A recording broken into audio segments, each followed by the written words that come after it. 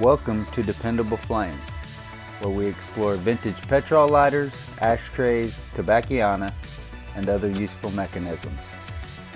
Make yourself at home. Today we are going to unpackage our most recent eBay purchase. This one from a seller that we have purchased from many times before. Easily dozens, if not over 100. They have always offered combined shipping, which made it very convenient, with a shipping charge starting down around $3.50, and then 99 or $1.99 start auctions. It was always very attractive to bid on their lighters. They have a feedback rating over 18,000, so they have sold thousands of lighters over the years. I don't remember ever seeing them sell an item other than a lighter. I did have an issue here in the past year. I don't remember exactly when it was. The issue went unresolved with this seller and eBay. I had purchased three different auctions, won three different auctions, which each were listed with $4.50 shipping and handling charges. But as I said, the seller has always offered combined shipping. When those auctions ended, I automatically had the purchase price as well as the shipping charge deducted from my PayPal account, which always before I had been able to go in, request combined shipping. The seller would combine the shipping, send me a revised invoice, and then I would pay it. But on this particular instance, I won three different auctions. It automatically deducted the full amount, including $4.50 for each of those three. I contacted eBay, talked to them on the phone at least 4 or 5 times. They told me repeatedly that they were going to force this seller to reimburse me for the shipping and handling overpayment that I'd made, which they never did. And this particular seller never responded to any of my requests for that combined shipping or being reimbursed for the shipping that I shouldn't have been charged for in the first place. Because of that, I've not been bidding on this seller's auctions for quite some time, just because I didn't want to get charged more than I should for shipping and handling. But this was just one particular lighter, so I wasn't concerned with the combined shipping. So I thought, well, I'll go ahead and bid on it and see. Sure enough, when I won the auction, it did not automatically deduct that amount from my account this time.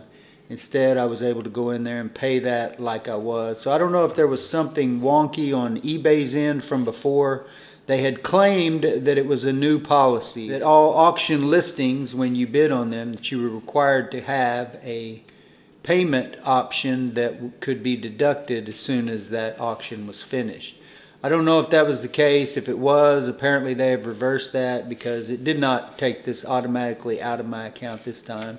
And I'm glad to purchase from this seller again. I purchased so many lighters from this seller and have continued to watch their listings, just hadn't bid on any because I wasn't willing to deal with the uncertainty of whether or not they would combine shipping. Now, as you can see, there is the bubble mailer that this lighter was mailed in. And this is a typical packaging job from this seller. I'm not going to say it's a terrible job, because it's not. It'll do the job for the most part. But in general, I would much rather see bubble wrap, some kind of Ziploc envelope, something a little bit more substantial and protective rather than just a reused, crumpled up old sheet of tissue paper wrapped around it. But as I said, the lighter made it. So this seller doesn't leave feedback, so I'm not going to leave him any feedback either. So that's not really an issue whether I'm going to leave feedback for the way that this lighter was shipped or mailed. This was listed as a lipstick lighter.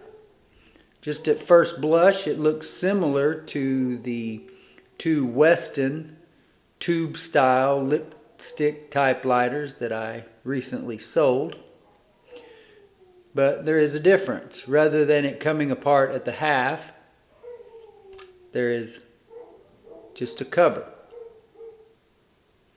I apologize if you can hear the dogs barking in the background. There is always something here in Deep Deuce of Oklahoma City that is going to interrupt when we are trying to record a video. There you can see the smallish file wheel.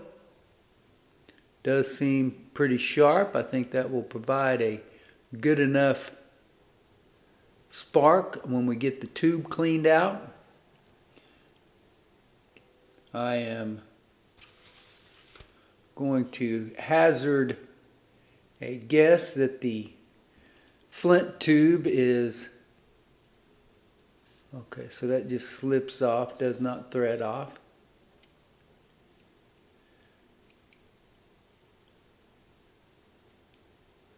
All I see is wadding, so no flint spring screw coming out the bottom of this case. That entire mechanism, as you hear me drop it, slides up and out. Looks like we may just be some corrosion. It almost looked like a repair. It does sort of look like there has been some solder on that tube.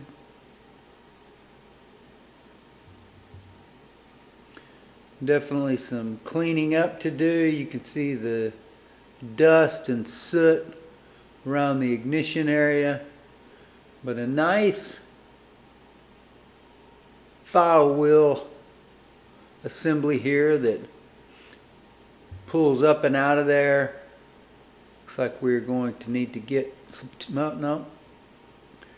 Felt like that screw was seized, but it is now turning. Not the smoothest operation, so we'll get some alcohol out, get this cleaned up, wiped off, first of all, determine whether or not the flint tube is clogged up with degraded old flint, then get new flint in it, fuel it up, fire it up, and just see how nifty of an old lighter this can be for us. It's a leather wrapped lipstick tube lighter.